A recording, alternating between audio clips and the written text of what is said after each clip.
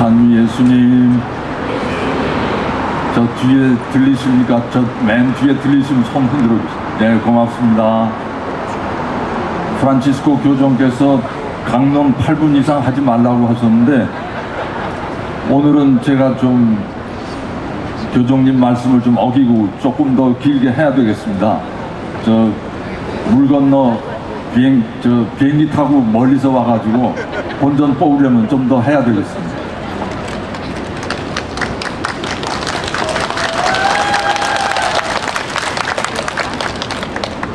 지난 여름 우리는 기록적인 더위에 시달렸습니다. 저는 제주에 간 지 20년이 지금 24년 됐는데, 제가 사는 그 제주도는 옛날에는 여름에도 그렇게 덥질 않았어요. 열대야가 기껏해서 1년에 한 일주일에서 열흘 정도 있었는데, 금년에 열대야가 40일 지나서 50일 넘어서 세다가 지쳐서 이제 세기 포기했습니다.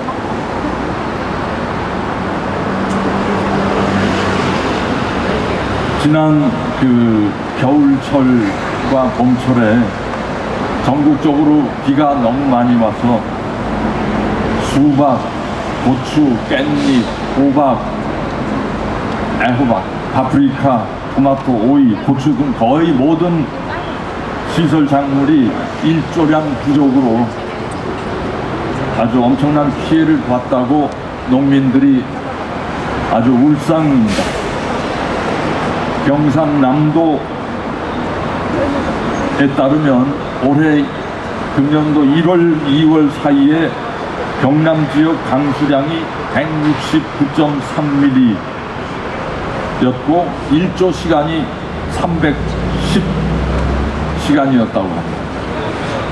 이거는 최근 10년의 평균 강수량보다도 92mm가 많은 것이고 1조 시간은 78시간이 줄은 수치라고 합니다. 제주 동쪽에 가면은 저 성산포 쪽에 가보신 분 아시겠지만 그쪽은 당근 농사를 많이 합니다. 전국의 당근 생산량의 거의 60%가 제주에서 납니다. 근데 금년에 농민들이 당근 씨앗을 열심히 뿌렸지만 너무 이렇게 더워가지고 뜨거워서 햇빛이 뜨거워서 싹이 나지 않고 밭에 물을 주어서 가까스로 싹을 이렇게 돋아나게 했는데도 떼약볕이 매일 계속되니까 살짝 올라왔던 싹들이 다 죽어버렸습니다. 그래서 금년도 그 당근 농가들은 아주 지금 하늘을 쳐다보면 참 원망하고 있습니다. 근데 비명을 지르는 것은 농작물과 농민들만이 아니라 어민들과 수산물도 마찬가지입니다. 여름철이 되면 제주에서 제주인들이 제일 즐겨 먹는 게 한치물회입니다. 근데 금년에는 해수온이 올라가면서 한치들이 모두 집단 휴가를 가가지고 한치 물회를 얻어먹을 수가 없습니다. 제주에서 식당에 가서 한치 물회 달라고 하면 생물은 없고 냉동으로 괜찮으면 내오겠다고 합니다.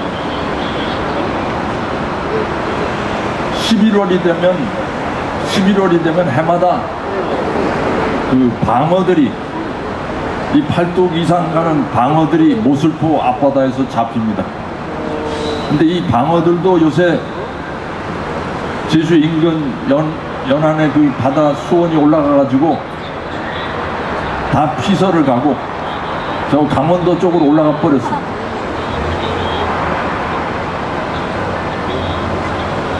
이런 작금의 현상을 지켜보니까 지난 9월 1일 피조물 보호를 위한 기도의 날에 프란치스코 교종이 발표하신 담화문 말씀이 떠오릅니다. 프란치스코 형님은 사도 바울의 로마서 말씀을 인용하면서 말씀하셨습니다. 모든 피조물이 탄식합니다. 우리 그리스도인들도 탄식하고 성령께서도 몸소 탄식하고 계십니다.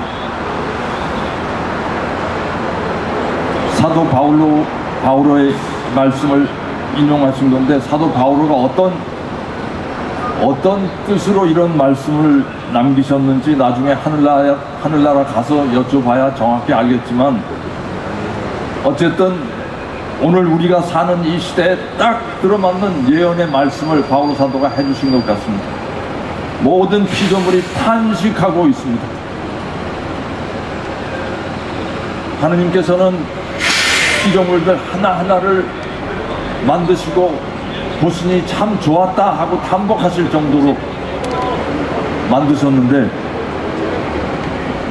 그리고 우리 인간들에게 잘 보살피고 돌보라고 맡기셨는데, 인류는 이 창조주의 당부와는 정반대로 무책임하게 남용하고 약탈하여 흙과 물과 모든 생명체가 다 병들어 신음하고 울부짖고 있습니다. 왜 이렇게 모든 피조물이 탄식하는 지경이 되어버리고 말았을까? 산업혁명 이후 오늘에 이르기까지 약 250년 동안 소위 자본주의 경제체제가 발달하면서 끊임없이 상품을 생산하고 소비하고 폐기하는 과정에서 엄청난 이산화탄소가 지구 전체를 뒤덮었고 급속도로 온난화가 진전되었기 때문입니다. 국가별 온실가스 누적 배출량을 보면 미국이 25%로 세계 1위고 유럽연합 28개국이 22%, 중국이 12.7%, 러시아가 6%라고 합니다. 전체적으로 보면 과거 제국주의적 침략을 펼치면서 세계 곳곳을 식민지로 수탈했던 서구 산업국들이 60% 넘는 온실가스를 배출해 왔습니다.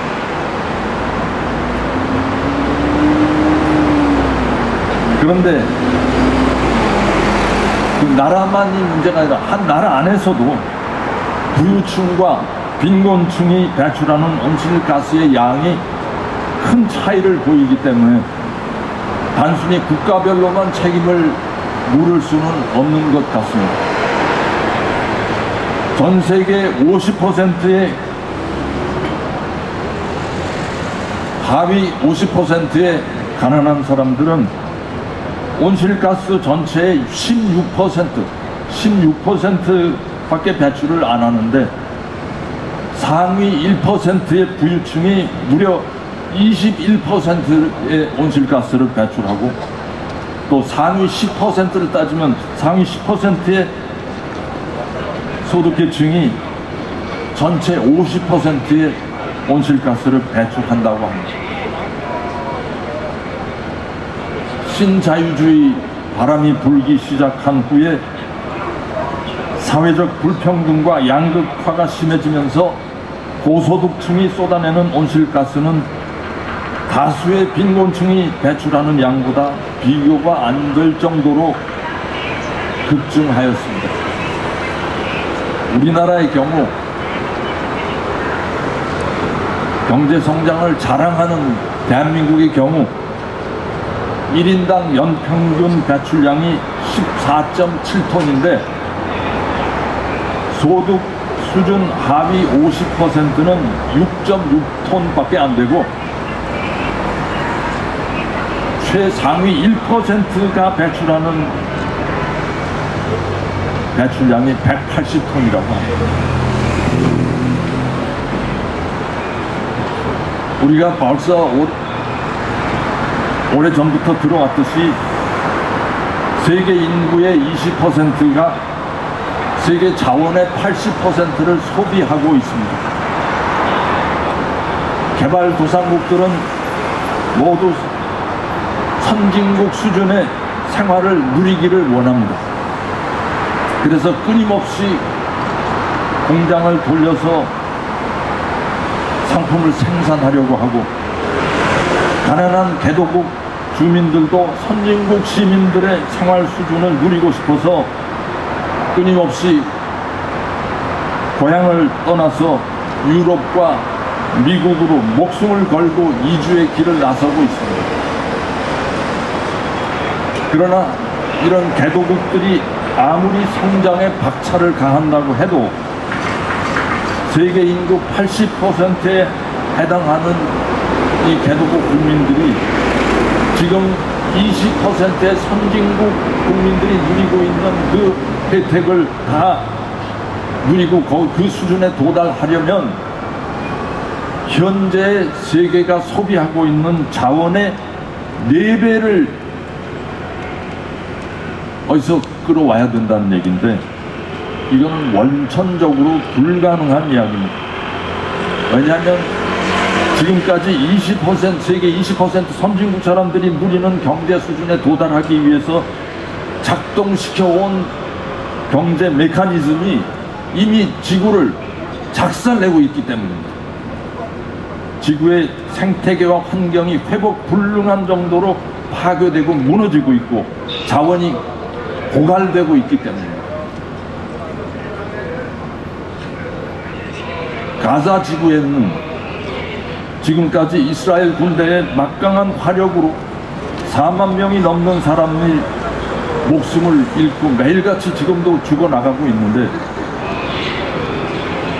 나는 이스라엘이 왜 이렇게까지 집요하게 팔레스타인 민간인들에게 포탄을 쏟아부으면서 사륙을 계속하는지 이해가 참 안 되었습니다. 근데 얼마 전에 어떤 분석 기사를 읽고 이스라엘의 이 집요한 마구잡이 폭력의 배경을 어렴풋이 이해하게 되었습니다. 그것은 이스라엘 사회에서 주로 3D 업종, 더럽고 위험하고 어려운 일감은 거의 평소에 팔레스타인들이 다 소화하고 있었다고 합니다. 근데 이 팔레스타인 노동 인구가 근래 들어와서 이스라엘 경제 규모로 봐서는 포화 상태에 도달했다고 합니다. 그래서 이스라엘은 이 팔레스타인 노동자들을 좁은 면적의 가자 지구에 몰아넣고 거기서 이스라엘 사회로 넘어 들어오지 못하게 하려고 차단벽을 쌓았고 제노사이드에 가까운 폭력을 행사하고 있다는 것입니다. 한마디로 이스라엘 사람들은 자기들 주변에 저소득층 팔레스타인이 늘어남으로써 이스라엘 안에 이스라엘 유다인들이 하던 그 일자리가 줄어들고 사회가 불안정하게 되는 것을 차단하려고 팔레스타인을 몰아내기 위한 압박 작전을 수행해 왔다는 것입니다. 즉 가자 지구 전쟁의 진짜 원인을 간단히 이야기하면 이스라엘인들의 먹을 파이가 줄어드는 것을 차단하기 위해서 팔레스타인 식구 수를 줄이는 데 있다는 것입니다. 물론 문제를 너무 단순화 시켜서 해석한 무리한 해석이라고도 할 수가 있겠으나 저는 이 해석의 밑바탕에 깔린 그 논리에 상당히 수긍이 갑니다. 지금 러시아가 우크라이나를 침공하고 양국의 많은 희생자들을 내면서도 전쟁을 계속하고 있는 것도 우크라이나의 넓은 국토와 거기서 생산되는 농산물 그리고 자연 자원에 대한 욕심 때문입니다. 한마디로 러시아도 옛날 소연방 시절 러시아가 소련의 위성 국가로부터 공급받았던 자원의 혜택과 유리한 지위를 다시 회복하고 경제 발전에 박차를 가하고 싶은 그런 오만과 욕심 때문입니다. 지구상에 끊임없이 이어지는 수탈과 분쟁과 전쟁의 비극은 전부 더 많이 소유하고 싶고, 그러기 위해서 남의 것을 빼앗아서라도 더 많이 성장하고 더 빨리 발전하고 국민 소득을 끌어올리려는 그런 탐욕에 사로잡히기 때문입니다. 무분별한 성장의 추구는 인간 생명을 무수히 빼앗아가는 전쟁의 비극을 초래하고 하나밖에 없는 지구 생태계를 회복 불가능한 파멸로 이끌 뿐입니다.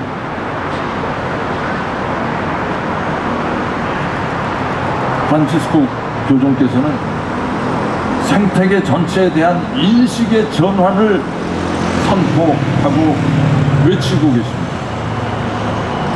하나밖에 없는 지구의 하늘, 땅, 산, 바다, 이 모든 피조물들은 근원적으로 어느 특정인들의 독점 재산이 아니라 인류가 공동으로 상속한 유산입니다.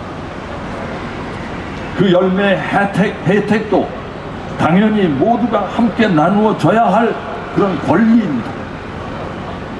물과 공기와 토양, 이 근원적인 지구의 자산은 누가 독점할 수 있는 성격의 소유물이 아닙니다.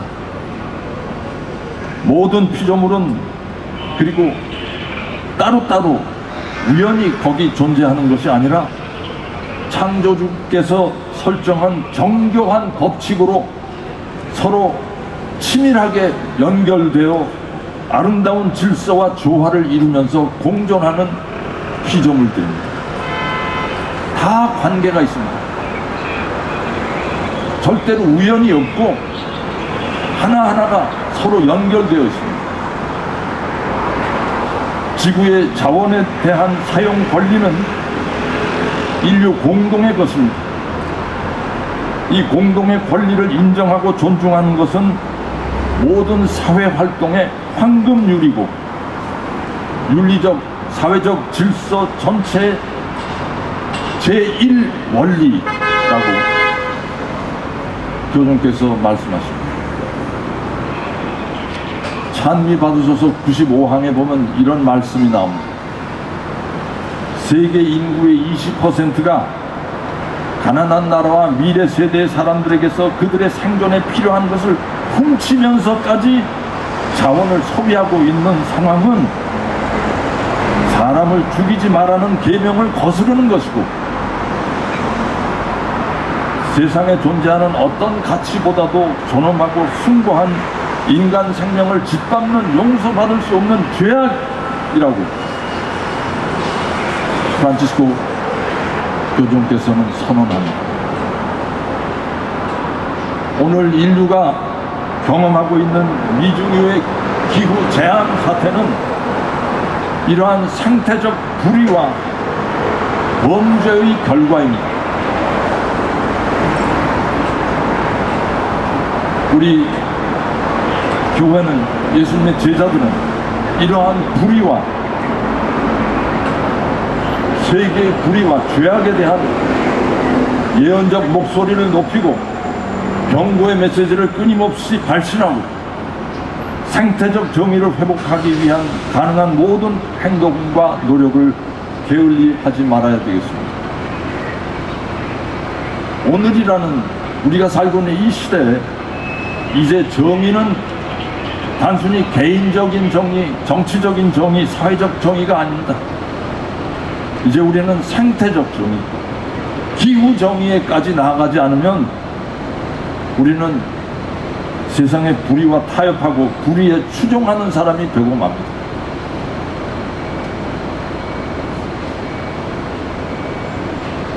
하느님께서는 세상을 하루하루 창조하시고 보시니 참 좋았다 하셨습니다.